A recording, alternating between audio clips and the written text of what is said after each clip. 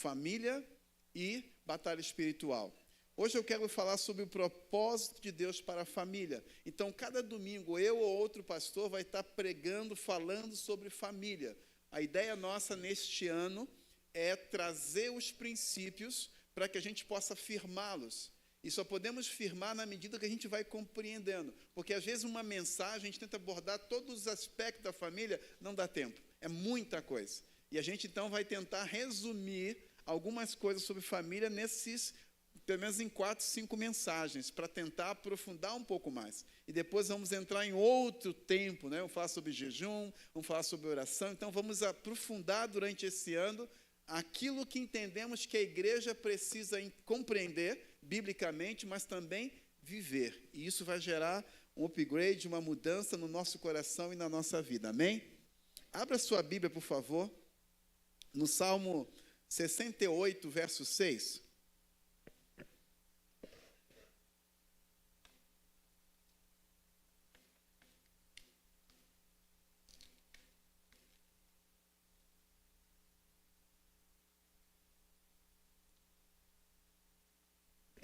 Salmo 68, verso 6. É um texto conhecido, mas que ele tem uma revelação, uma verdade, que nós vamos compreender o propósito de Deus para nós como família. Não só família biológica, mas também família espiritual. Diz assim, Salmo 68, verso 6. Deus faz que o solitário viva em família, liberta aqueles que estão presos em grilhões, mas os rebeldes habitam em terra seca. Deus faz com que o solitário viva em família. Diga assim, família. Vamos falar com o papai, querido? Senhor, nós lemos a tua palavra. Ó Deus, queremos a cada dia que tu possas ministrar o nosso coração, para que possamos a cada dia mergulhar na tua vontade. Ó Deus, consolida a nossa casa, mesmo diante das guerras que nós vivemos. Estabelece um novo tempo, ó Deus, trazendo as curas e as libertações que necessitamos. Em o nome de Jesus. Amém. Talvez você possa pensar o seguinte: quanto tempo nós temos falado já sobre família? Quantos encontros de casais, quantas palestras sobre família, quantos treinamentos, quantas mentorias. Mas a pergunta é, depois de passar por todo esse processo, qual tem sido a mudança, qual tem sido a transformação que o Espírito Santo tem feito na sua casa? Porque a questão mais importante não é o quanto você sabe sobre família, mas é o quanto você coloca em prática. E vou dar uma sugestão para você, que é o que eu uso para mim. Não precisa fazer, mas é uma sugestão e vai te ajudar bastante. Querido, o que acontece? Você ouve, Deus dá uma palavra, mas amanhã você não vai se lembrar de 80% do que eu falei para você. Sabia disso? Sabe por quê? Porque não anotou. Nós temos que começar a criar uma cultura. Se queremos aprender, se queremos aprofundar, é anotar. Se você já percebeu que dificilmente eu venho sem uma agenda, porque eu anoto. Eu estava nesses dias na Assembleia de Deus, estava ali um estrangeiro falando sobre liderança, uma mentoria. Ele falou sobre 4 pontos. Eu anotei os 4 pontos. Quando eu precisar, é só eu dar uma folheada na minha agenda, está lá os 4 pontos. Quando eu leio um livro, eu tenho que ler o livro todo e tenho que voltar e resumir cada capítulo. É assim que a gente vai gerando uma transformação. Não é que você tem que anotar toda uma mensagem, mas anotar aquilo que foi para você uma revelação, aquilo que você entendeu, que algo chamou a sua atenção, que Deus está ministrando ao seu coração.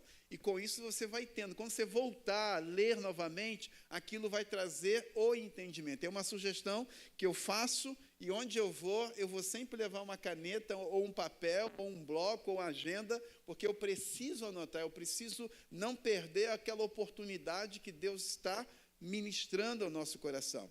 Então, quando falamos de família, nós não podemos deixar de falar de casamento. E hoje foram 25 anos que o Cláudio e a Elisângela completaram. Que bênção!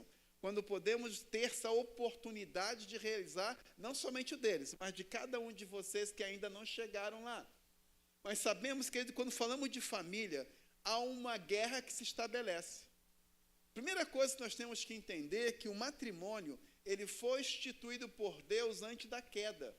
Se ele foi instituído por Deus antes da queda, então o matrimônio é algo sagrado, é uma instituição sagrada. E você talvez não compreendeu que às vezes nós achamos que o casamento ou que a família tem a ver com realização pessoal, tem a ver com o meu prazer, mas é muito mais do que isso. Deus, quando criou a família antes da queda do homem, na verdade o desejo do Senhor era trazer do céu esse companheirismo, essa comunhão, esse conforto mútuo para o ser humano. Porque você não percebeu, mas é na família que nós somos tratados. Já percebeu que muitas vezes você atrai aquilo que você não gosta? Mamãe diz, olha, cuidado com esse homem assim, homem assado. Cuidado com homem assim, homem assado. E de tanta mamãe falar, o que acontece contigo? Você atrai o quê? Homem assim, homem assado. Não é assim? Existe na nossa mente o que chamamos de neurônios espelhos, que inconscientemente você vai atrair aquilo que você não quer. Olha para o maridinho, olha para o casal que está ao seu lado e diga, oh, meu Deus do céu, Deus me fez atrair você. Sabe por quê, querido? Porque Deus te ama. Você pode dizer assim, mas será? Sim, Deus te ama. Sabe por quê? Porque esse cônjuge que está ao seu lado vai tratar o seu coração e a sua vida. O seu filho vai tratar você, o seu pai vai tratar você. Nada acontece por acaso. Você não caiu de paraquedas, cegonha estava passando, de repente deixou você cair e caiu na família errada. Não foi assim. Você nasceu na família certa. Porque essa família, seja ela funcional ou disfuncional, ela reunia características necessárias para que você se tornasse a pessoa que você é. E talvez não que você é, mas aquilo que Deus deseja que você seja. O nosso problema é que muitas das vezes estamos distante daquilo que Deus deseja que sejamos. Porque não entendemos que o casamento serve para nos polir. Olha para a lixa que está do seu lado. É isso aí, querido. O marido é tua lixa, a mulher é tua lixa, o filho é tua lixa, o teu pai é tua lixa. São eles que tratam o nosso caráter. Quando nós olhamos família nessa ótica, nós mudamos a nossa perspectiva. Em vez de acharmos que é um problema, vamos entender que há uma solução de Deus naquele negócio. O que eu preciso é aprender. Diga assim, aprender. Essa é a maior dificuldade, querido. E é tão interessante quando ele fala que Deus não faz com que o solitário viva em família. A gente vai perceber que a própria formação do povo de Israel era voltado para a família. Se tem um povo preocupado, apaixonado pela família, é o povo de Israel. E isso permanece até os dias de hoje. Deus me deu a oportunidade, se eu não me engano, em 2008, ir para Jerusalém, para Israel, mas eu fui pelo Egito. E é tão interessante, quando você passa pelo Egito, que é um povo árabe, você vê a forma como eles tratam a família. É totalmente estranho. A mulher pode levar, de repente, uma burdoada em plena avenida, dependendo se o marido não concordar com alguma coisa que ela esteja fazendo. Eu lembro de uma situação, eu não estava presente, mas eu soube, em que a pessoa que estava fazendo aquele turismo cismou de tirar foto de uma mulher. E no Egito, parte do Egito, eles usam chamada burcas, que fica só aquele rostinho de fora, todo de preto, e só o rosto da mulher. E ele achou interessante, foi tirar uma foto, pronto. O marido dela veio, em vez de bater nele, bateu foi na mulher. E a vontade dele era reagir, mas o guia falou, nem faça nada, faz parte, é cultural isso. Aí você entra pela fronteira seca entre Israel. Aí é uma outra realidade. Aí você vê o marido carregando, às vezes, 6 carrinhos, sério? Com vários bebês, ajudando a sua esposa. Você vai ver pais brincando com o seu filho de bola no gramado. Mas todos eles armados, interessante, né? Com arma aqui na cintura e brincando, né? Porque é normal andar armado lá. Por isso que se tornou um dos países mais seguros do mundo. E um perigo até para os árabes invadir, porque todo homem, né, anda armado. E é natural isso para eles. Mas você vê o carinho, o cuidado que os pais andam com seus filhos. Você já viu muitas vezes quando foguete vai até, lançado pelo Hamas para Israel, dificilmente você vai ver que uma criança morreu. Por quê? Porque os pais em Israel protegem os seus filhos. Os árabes, ao contrário, eles soltam as bombas, os foguetes de escolas, de onde tem muita criança, para que quando vier o contra-ataque, mate crianças e depois a mídia mostre o quanto Israel é ruim. Mas você não vai ver do outro lado. Eu lembro de uma vez que eu vi um depoimento de um primeiro-ministro, ele diz assim, se vocês nos atacam, nós atacamos vocês, mas o que nos machucam é matar as crianças de vocês, porque vocês não cuidam delas. É isso que nos machuca, porque temos que revidar e vocês não cuidam das suas crianças. Querido, então, o povo de Israel é um povo apaixonado por família. Eles foram criados, formados nessa preocupação. Por isso que a Bíblia fala que ele faz com que o solitário viva em família. E quando pensamos em família, nós temos que mudar a nossa mentalidade. Eu falei isso também hoje à tarde. Família não é uma reunião de iguais, mas o encontro dos diferentes. Quando a nossa mente entende isso, quando o marido, quando a esposa, quando filhos, quando olhamos para a família, que é o encontro de diferentes, a coisa funciona. O problema é que tanto o homem como a mulher, tanto o esposo como a esposa, querem moldar um ao outro segundo a sua vontade. Por quê? Porque é mais confortável. Eu me sinto melhor dessa forma. Aí vira o quê? Um pandemônio na casa. Vira uma confusão, porque ficamos na queda de braço. Ficamos puxando para lá e puxando para cá, e nunca chegamos a lugar nenhum. Por isso que na meia-idade é que você vai ver a maioria dos divórcios. Porque depois que os filhos crescem, os pais acham que não tem mais problema, então agora me separo, larga essa mulher, larga esse homem, agora vou ser feliz. Porque essa é a nossa ideia, que casamento tem a ver com felicidade. Quando, na verdade, casamento fala de uma entrega. Amar é dar-se, é fazer o outro feliz. Deuteronômio fala sobre isso. Deuteronômio nos ensina que depois que um homem casava, ele deveria ficar 1 ano sem ir para a guerra e sem ter compromissos grandes. Por quê? Porque ele tinha 1 ano. A ordem de Deuteronômio era o seguinte: ele deveria, naquele tempo, fazer sua esposa feliz. Então, casamento não é para eu ser feliz. Família não é para eu ser feliz, mas eu para fazer os outros ou o outro feliz. Isso muda tudo, querido. Mas quando eu olho para a família, eu vejo que um dos propósitos de Deus para a família, que a mesa da família fosse lugar de cura. Não tem melhor lugar para que sejamos curados, senão na própria mesa. 2 Samuel, capítulo 9, a partir do verso 1 ao verso 11, vai contar a história de um jovem, descendente do rei Saul.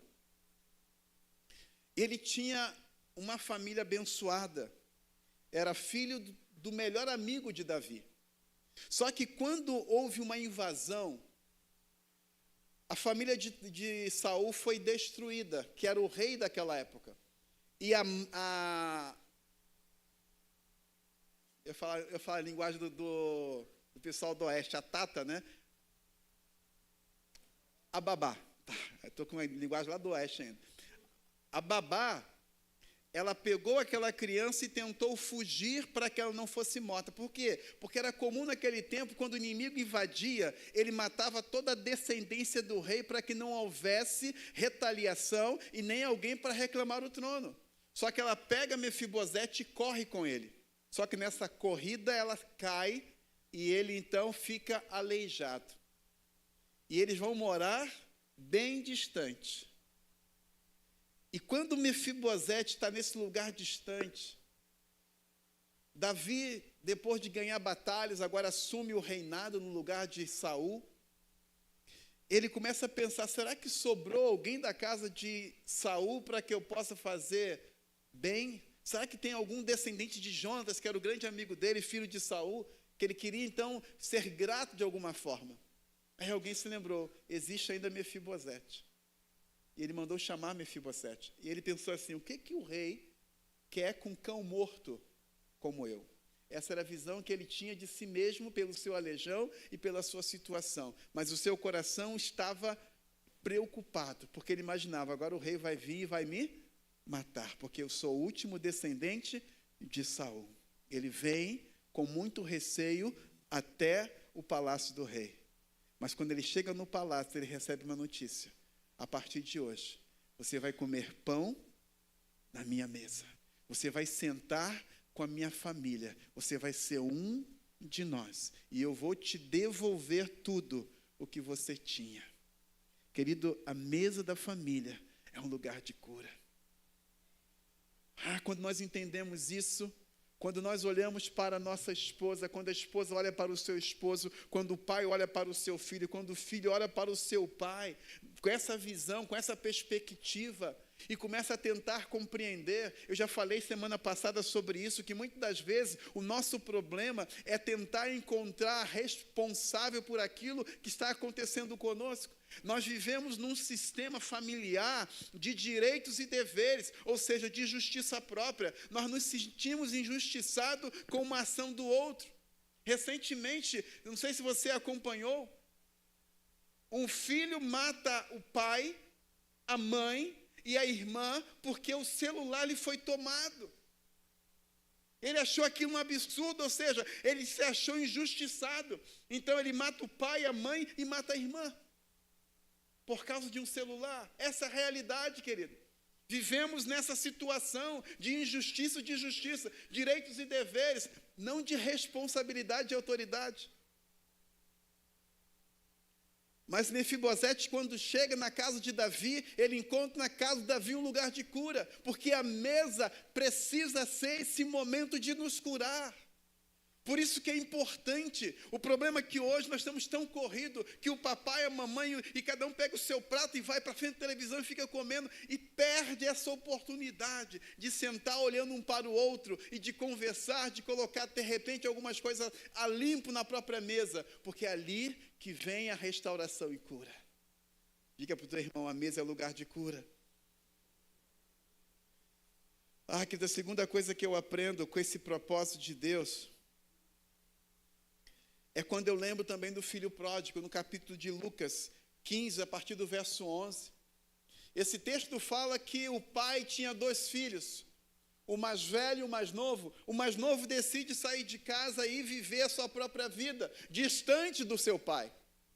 E o seu pai então pega a parte que cabe àquele filho, dá para ele, transforma aquilo em grana, em dinheiro, ele pega aquele dinheiro e vai viver a sua própria vida.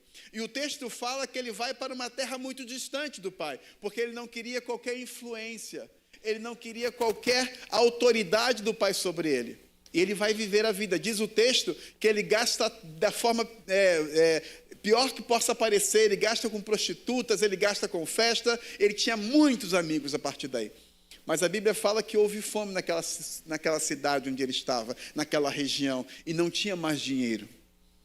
E ninguém lhe dava trabalho, e ninguém lhe ajudava. Ele conseguiu trabalho cuidando de porcos.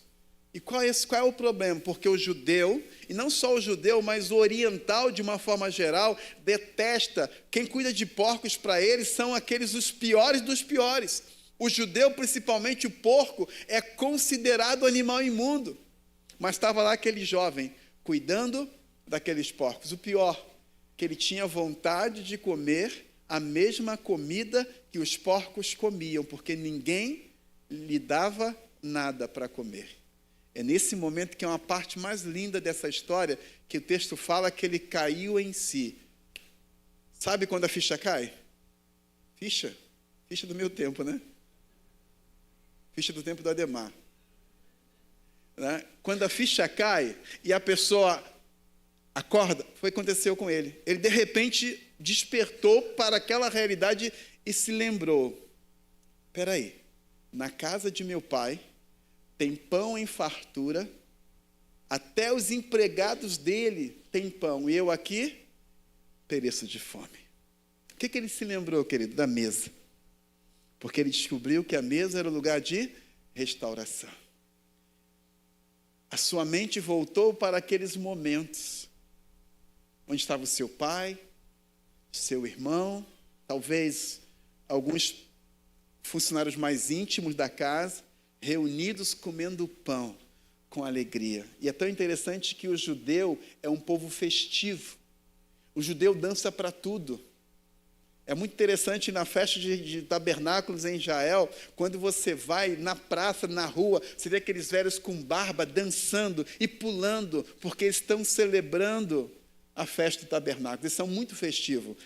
E aquele jovem imaginava a festa que estava acontecendo na sua casa. Ele sente saudade da mesa. E ele pensa assim, espera aí, eu não vou ficar nesta situação. Vou voltar para o meu pai e vou dizer para ele, pai, pequei contra o céu e perante ti já não sou digno de ser chamado teu filho. Faz de mim um empregado seu. Faz de mim um servo. E ele decide voltar para casa. Para sua surpresa, quando ele chega, o pai corre ao seu encontro e lhe dá um abraço. E lhe beija o pescoço. Ele está bem sujo, mas o pai não está preocupado com isso. É bem interessante, querido, que alguns comentaristas explicam o porquê que o pai tem que correr para abraçar o seu filho. Porque naquele tempo era muito comum, nas fazendas, onde os empregados, eles moravam nas casas muito próximos ao portão, muito próximos aos limites da construção, aos limites ali da propriedade. E como aquele filho saiu daquela maneira, isso foi uma maneira desonrosa, porque quando alguém pede uma herança, a herança é dada quando o pai morre. Então, o que o filho disse, na verdade, para aquela comunidade, é que o seu pai, no seu coração, estava morto. Isso foi uma desonra. Então, segundo a história, segundo alguns comentaristas, o filho entrar naquela situação, a raiva, a ira dos empregados, eles poderiam matar o próprio filho dele, de raiva da forma como ele lidou com o servo, com o Senhor, porque era um Senhor amado. Por isso que alguns comentaristas falam que o pai corre e abraça o filho. Ou seja, você está protegido. E quando o filho chega achando que vai ser um empregado, a Bíblia fala que o pai lhe devolve o anel, que representava o brasão da família, que representava que ele realmente, quem ele era, que ele era filho. O pai lhe devolve a roupa, a sandália, porque só andava descalço quem era escravo, e o pai devolve àquele filho o mesmo status que ele tinha antes. A mesa é o lugar de restauração. Querido, quando você se aproxima da mesa do rei, quando você se aproxima da mesa do Senhor, quando você começa a fazer parte dessa comunhão, por isso que família, não só a família biológica, mas a família espiritual é algo maravilhoso, que quando você pode compartilhar da bênção, do crescimento, da convivência. E é tão lindo nós que somos líderes, quando olhamos para uns de vocês e vemos assim quem vocês eram e quem vocês são hoje, o crescimento, o desenvolvimento, a conquista em cada área. Alguns que chegaram aqui solteiro, casaram e agora os filhos também estão juntos e cresceram. Isso não tem preço, querido. Porque na mesa há restauração para todos aqueles que reconhecem e correm em direção a esse lugar. A família precisa ser esse lugar de restauração. Querido, como tem sido a sua casa? Tem muitas pessoas que às vezes preferem ficar nos bares, preferem ficar rodando pela rua, preferem inventar atividade, preferem inventar serão no seu trabalho, trabalhar até mais tarde. Por quê? Porque a sua casa, a sua mesa não tem nada de restauração, mas é lugar de confusão. Como está a sua mesa, querido? A mesa da família precisa ser lugar de restauração. A mesa não é um lugar para lavar roupa suja. A mesa é lugar de comunhão, de conversas que venham trazer sanidade e curas. Precisamos aprender, até mesmo conversar. A terceira coisa que eu aprendo, querido, está também em Lucas capítulo 11 em diante, porque logo depois que esse filho mais novo chega e o pai faz uma grande festa, o filho mais velho estava no campo cuidando das ovelhas. E quando ele ouve aquele barulho de festa, vai se aproximando, ele pergunta para o empregado o que está acontecendo. O empregado vem com aquela alegria: você não sabe o que aconteceu? O teu irmão voltou. O semblante dele muda e ele não quer entrar na festa. Aí o pai vem tentando convencê-lo. E ele diz para o pai: pai, há tanto tempo eu estou contigo, e tu nunca me deste nem um cabrito, mas esse teu filho, você fez uma festa. Aí o pai disse para ele: filho, você sempre esteve comigo, tudo que eu tenho é teu, mas o teu irmão estava morto e reviveu, tinha se perdido e foi achado. Querido, a mesa é lugar também da descoberta da identidade. Quando olhamos para o filho mais velho, ele se relacionava com o pai a partir daquilo que ele fazia. O conceito que ele tinha de relacionamento era fazer para receber. Eu dou para ter. Não era um entendimento da responsabilidade, mas da obrigação. Há muitos de nós nos relacionando com Deus a partir de uma obrigação. Deus, eu sou dizimista fiel, então não posso ter dificuldade. Deus, eu não falto uma célula, não falto um culto, eu não faço isso, eu não mato, eu não roubo. Nós ficamos tentando barganhar com Deus a nível de obrigação daquilo que fazemos para Deus. Querido, quando o filho não entende que ele é filho, não por tudo que ele faz, mas por aquilo que ele é. Mas sabe que às vezes nós transportamos isso para a nossa própria casa. Tem muitos filhos que, para ser amado, querem a todo custo tirar uma boa nota, porque se tirar uma nota ruim, ele não se sente amado, ele quer sempre agradar, ele está o tempo inteiro buscando tentar agradar o seu pai, o tempo inteiro, porque há uma barganha. Ele tem que conquistar. Se ele não conquistar, parece que o pai não ama, porque o filho tem que provar a todo tempo que é bom, que faz, quando na verdade não tem nada a ver uma coisa com a outra. O filho precisa ser amado porque ele é filho. Certa vez no Rio de Janeiro, havia um corpo no chão coberto com um jornal, a polícia em volta, a população cercando também aquele corpo ali. E de repente uma mulher simples, franzina, vai rompendo aquela barreira de pessoas e consegue chegar e se aproximar daquele corpo caído. E o policial diga: dona, levanta, dona, isso aí é um bandido. E ela disse para ele: é verdade, ele é um bandido. Era um bandido, mas é meu filho. Não muda, querido. Quando nós nos relacionamos a partir daquilo que outro pode nos dar, é um pandemônio na casa. Tem muitos relacionamentos assim. A mulher se relaciona com seu esposo a partir daquilo que ele pode lhe oferecer, agradar. Ou então o marido da mesma forma. Por isso que a Bíblia fala do amor ágape. O homem precisa amar a sua esposa assim como Cristo amou a sua igreja. Eu falei semana passada sobre isso. Independente daquilo que ela possa fazer, independente daquilo que ela possa conceder, é um amor incondicional. Quando nós entendêssemos isso, querido, nós faríamos muitos casamentos, muitas bodas de prata, muitas bodas de ouro. Porque entenderíamos que independente do comportamento do outro, nós aprenderíamos a amar apesar de. Precisamos aprender a amar apesar de, não por causa de. Muitas vezes amamos porque, não apesar de.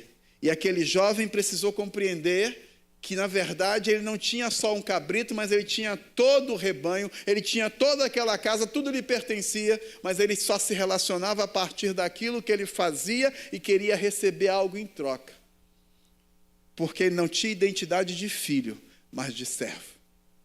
Muitos de nós nos relacionamos com Deus e às vezes até biologicamente nossa família como servos e não como filhos, tentando provar o tempo todo o quanto somos bons. Filhos tentando provar para os pais, pai tentando provar para a esposa tentando, e fica aquela guerra interna. A mesa precisa ser um lugar da descoberta de identidade. Diga assim: eu sou filho. É suficiente, querido. Você não precisa fazer nada para Deus. Você só pode fazer alguma coisa para Deus, primeiro que você tem que ser filho. Aí Deus aceita aquilo que você faz. Mas Deus não está nem preocupado com o que você faz. O que Deus está preocupado é quem você é. Isso é identidade. Eu sou filho de Deus. Quando temos essa consciência, tudo muda. Mas também, em último lugar, que a gente aprende, está no Gênesis capítulo 26, a partir do verso 18. Abraão, algum tempo atrás, ele cavou muitos poços. E naquele tempo, o poço no deserto, aquilo é importantíssimo. Por quê? Porque a caravana, ela caminhava ou até próprio se estabelecia em regiões a partir do encontro de água. Então, os poços eram importantes. Só que quando Isaac chega na mesma região que o seu pai habitou, os poços que seu pai havia cavado estavam entulhados. Os inimigos entulharam os poços de Isaac, que agora pertencia a Isaac. E o que Isaac faz então? A primeira coisa que ele faz é desentulhar os poços. E quando ele começa a desentulhar, há uma desavença com seus inimigos. Ele tem que provar.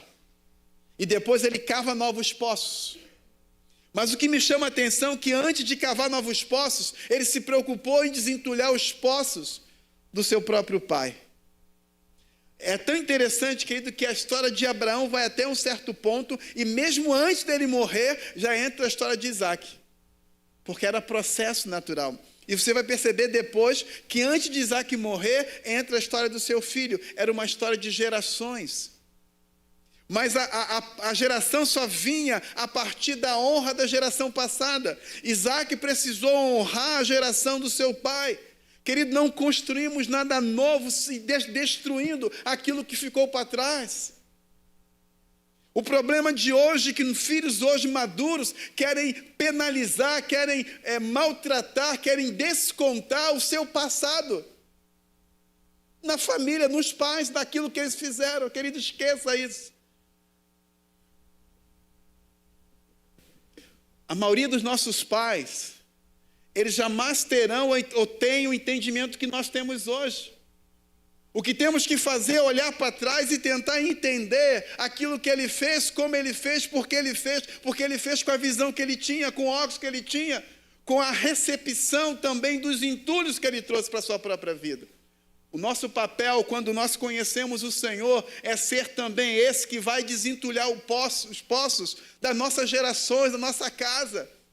Mas enquanto ficamos resistindo e lutando, enquanto ficamos brigando com o nosso passado, não conseguimos projetar o nosso futuro e muito menos experimentar e ter prazer no presente. Isaac desentulha o poço. Querido, a mesa da família também era lugar de direcionamento e propósito.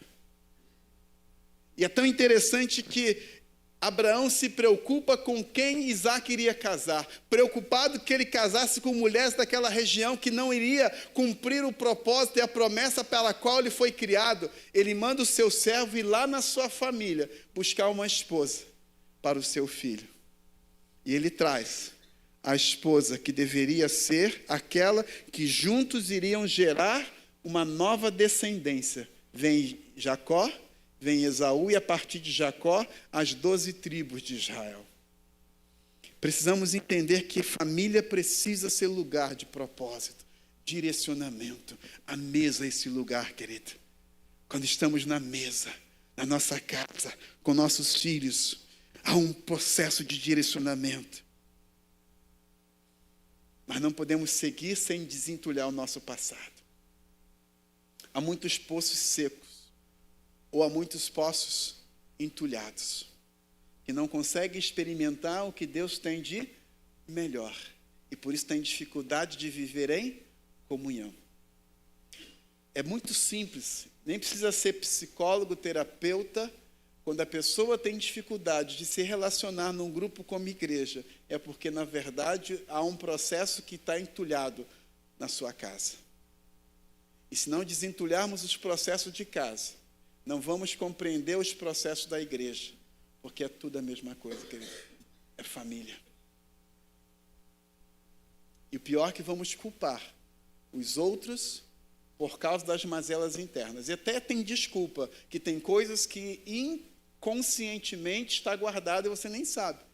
Mas temos que permitir que o Espírito Santo seja esse agente para que ele possa desentulhar esses poços que estão entulhados na nossa alma, para que algo novo se restabeleça dentro de cada um de nós. Quando Deus cria a família, Deus cria com um propósito. Enquanto você olhar a tua família como problema, o teu esposo como problema, a tua esposa como problema, os teus filhos como problema, os teus pais como problema, você não entendeu nada. Ah, pastor, será que Deus escolheu esse homem, essa mulher para mim? Não, querido, Deus não faz isso, você que escolheu. Já pensou se Deus mandasse você casar com a pessoa errada? Aí dá tudo errado, porque aí virou uma bagunça, porque ninguém vai conseguir casar com a pessoa certa. Deus não escolhe a pessoa para você, é você que escolhe. O que Deus faz é te dar habilidade e sabedoria de como lidar com a situação. E a coisa mais importante que Ele ensina, quem sabe, para lidar com a situação? Uma palavrinha. 4 letrinhas. Amor. Só isso. Porque quando você ama, e não o amor eros, nem o filéu, mas o amor ágape. Amor eros tem a ver com sentimento, tem a ver com relacionamento mais sexual, mais físico, mais... O filéu tem a ver com mais amor, amizade, amor irmão. O ágape é o amor sacrificial, é o amor que sem esperar receber nada em troca. É esse amor que Paulo fala, é esse amor que Pedro teve que aprender, é esse amor que Jesus ensina. Quando nós entramos nesse processo, é amar nesse nível, é possível haver restauração, querido. É tão interessante quando eu converso com os casais, a maioria deles querem me convencer quem está certo e quem está errado.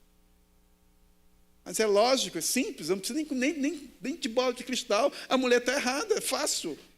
Brincadeira, só me gostaram, né? Brincadeirinha. Mas sabe o que a gente percebe, vai aprendendo no processo, querido? Eu digo assim, os dois estão certos e os dois estão errados. Porque no dia que um descobrir quem está certo e quem está errado, acabou o casamento. Então a gente sempre deixa muito claro que não existe certo e errado. Quem já fez aquele material do 0 a 0 entendeu isso. É 0 a 0, tem que zerar, não tem certo e errado. Eu preciso reconhecer que eu preciso de mudança. Tanto eu preciso, como a minha esposa precisa, como meus filhos precisam, e como pai eu também preciso mudar. E nesse processo de mudança vai gerar algo novo. Sabe qual é o problema? Eu nasci assim, eu cresci assim, vou viver assim. Nós reproduzimos aquilo que nós aprendemos na nossa própria casa. Há muitos maridos sendo o que o pai foi. Tudo aquilo que ele não queria ser, ele se tornou e não percebe. Tudo aquilo que a mulher não queria ser, ela se torna. Aquilo que você mais detesta, você se torna sem perceber. Você pode ver que normalmente um pai abusador forma filhos abusadores. É natural, querido, isso é perceptível isso. O que você precisa fazer é o quê? É quebrar essa aliança, é mudar a partir da palavra. Paulo fala isso, de uma nova mentalidade. E permitir que a sua mesa seja um lugar de cura, um lugar de restauração, da descoberta da identidade e um lugar de direcionamento e propósito. Um lugar que os filhos possam retornar para a sua casa, reconhecendo que eles falharam e erraram. Quando nossa casa se torna isso, querido, ainda que nossos filhos, ainda que as situações não sejam da forma como nós entendemos ou queiramos, algo novo vai acontecer, porque Deus honra a sua palavra. Deus trouxe você aqui essa noite, talvez, para mostrar para você que existe sim esperança em áreas da sua vida que você talvez não saiba. Mas lembre-se, a família que você faz parte, os filhos que você tem, ou os pais que você tem, o esposo ou a esposa, é propósito para tratar o seu caráter. É uma lixa que Deus está usando para lapidar você, para se tornar uma pessoa melhor. Mas a sua resistência gera mais conflito, e você, sem perceber, você está amaldiçoando a sua descendência, porque os seus filhos estão vendo o que você está fazendo com a sua casa. Chegou o tempo de mudar, querido. Chegou o tempo de restaurar. Chegou o tempo de ver a palavra. Ah, mas meu marido só não sabe. Querido, fique tranquilo, eu conheço Deus. Quando você honra Ele, fique tranquilo que Ele vai te honrar. Porque se Ele tiver que tirar esse cabra ruim, ou essa cabra ruim, Ele tira. Mas desde que você honre a Ele, em primeiro lugar. Mas você vai perceber uma coisa. Quando você muda de dentro para fora, automaticamente você muda o seu ambiente. O ambiente é resultado daquilo que está dentro de você, não que está fora. Porque a boca fala do que o coração está cheio. Comece a profetizar sobre a sua casa, querido. Comece a declarar bênçãos sobre os seus filhos. Comece a profetizar sobre os seus pais. Comece a profetizar sobre o seu marido. Comece a profetizar sobre a sua esposa. Comece a trazer o novo tempo. Querido, eu estou cansado de ficar ouvindo nhenhenhê, porque ela é assim, porque ele é assim. Para! Muda! Profetiza! Porque enquanto você reclama, você está minando a sua mente, ela acredita nessa sua mentira. Porque as pessoas são resultado daquilo que muitas vezes nós mesmos projetamos sobre ela. Às vezes ela pode ser até ruim, mas você bota ela pior do que ela é. Então comece a profetizar um novo tempo sobre a sua casa, querido. Em nome de Jesus, teremos famílias abençoadas e abençoadoras. Teremos famílias saudáveis que viverão o propósito de Deus nessa terra. E os vizinhos dirão assim, mas quem é essa família? Se mudou? Aqueles que brigavam não estão mais aqui? Não são os mesmos. O que aconteceu? Jesus entrou naquela casa. Aleluia! Quando Ele entra, Ele muda, querido. Deus quer mudar a sua realidade. Feche os seus olhos. Eu não sei como é que está a sua casa.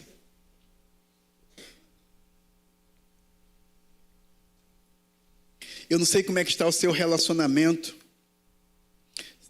Seja com seu esposo, com a sua esposa, com seus filhos, ou com os seus pais. Mas eu quero dizer para você que foi Deus que criou o casamento. Foi Deus que projetou a família para que ela seja uma bênção. Coloque diante dele, querido. Entregue para Ele, pare de brigar, pare de lutar, pare de tentar resolver com a sua própria força. Entregue para o Senhor todo dia e decida trazer à existência aquilo que não existe. Comece a crer naquilo que é impossível. Comece a colocar na sua mente, criar algo que você não entende. Eu nunca esqueci de um livro que eu li que gerou uma mudança na minha mentalidade, chamado Quarta Dimensão, do pastor Paul Yun-Shu. E nesse livro ele diz que uma mulher foi até ele e dizia assim, pastor, olha pela minha filha, porque ela é uma sem vergonha, é uma prostituta, ela não presta, ore por ela. Ele falou, não, enquanto você não mudar a sua visão sobre a sua filha, eu não vou orar. Comece a mudar a sua visão. Quando você mudar a visão, aí sim eu vou orar e Deus vai agir. Aquela mulher entendeu aquela mensagem e começou a mudar. Em vez de prostituta, ela dizia mulher de Deus. Em vez de sem vergonha, ela dizia santa. E começou a declarar e começou a profetizar. A mudança começou no coração daquela própria mãe. Aquelas barreiras que havia em relação a essa filha foram tiradas. E não passou muito tempo e alguém lhe bate a porta. E quando ela vai abrir a porta, quem está batendo na porta? Sua filha diz assim, mãe, me ajuda. E aquela mãe agora com o coração quebrantado, mudado, transformado, ela recebe e abraça a sua filha. E sabe o que acontece, querido? Aquela filha que antes era prostituta sem vergonha, se torna a maior líder de célula do ministério de Paul Yun-Shu na Coreia do Sul. Porque uma mãe decidiu romper com aquela mentira do diabo sobre a sua filha. Aquele era o comportamento dela, mas não era ela. Querido, pare de falar o que teu marido não é, o que tua filha não é, o que tua esposa não é, o que teu pai não é. Pare de trazer o comportamento e colocar como identidade. A identidade nossa é de filho de Deus. Podemos ter comportamentos ruins, comportamentos nocivos, comportamentos difíceis, sim, mas traga para fora aquilo que está dentro, com profecia, com declarações, com palavra. Quanto mais você reforça, ele é mentiroso, ele é isso, meu filho é assado e isso, querido, você está reforçando. Traga à existência o que está dentro, traga aquilo que Deus plantou, aquela imagem que muitas vezes está sabotada, escondida pelo diabo naquele coração. Traga essas imagens, comece a profetizar mudança sobre a sua casa, sobre o seu esposa, sobre os seus filhos, sobre os seus pais. Comece a profetizar um tempo novo, comece a declarar aquilo que a Bíblia diz sobre cada um de nós, não aquilo que o diabo colocou na sua visão. Essa visão não é sua, é do inferno, querido. Comece a mudar a sua visão, comece a olhar com o olhar do Senhor, porque se Deus olhasse para essas pessoas que você talvez vê com tanto defeito, Deus não olharia dessa forma. Deus olharia com os olhos de amor, porque Ele é o Senhor, Ele é o autor do amor, Ele é o próprio amor. É assim que Deus vê, e nós precisamos enxergar com o seu olhar.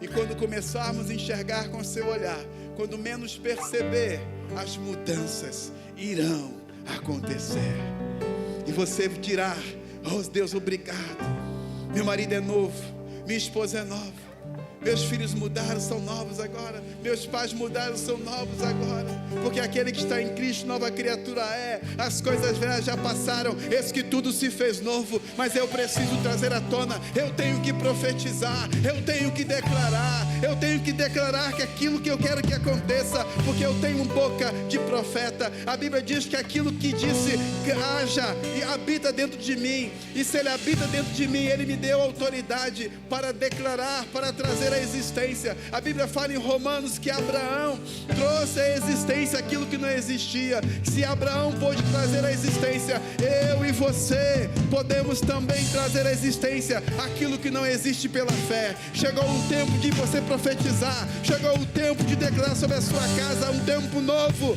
para que o propósito de Deus se cumpra sobre a sua casa. Então, querido, se coloque de pé e comece a profetizar, comece a trazer à existência aquilo que ainda não existe na sua casa, na sua vida, na sua família, para que Deus venha agir conforme aquilo que você declarou, em nome de Jesus. Comece a declarar, levanta a sua voz, comece a chamar a existência, em nome de Jesus.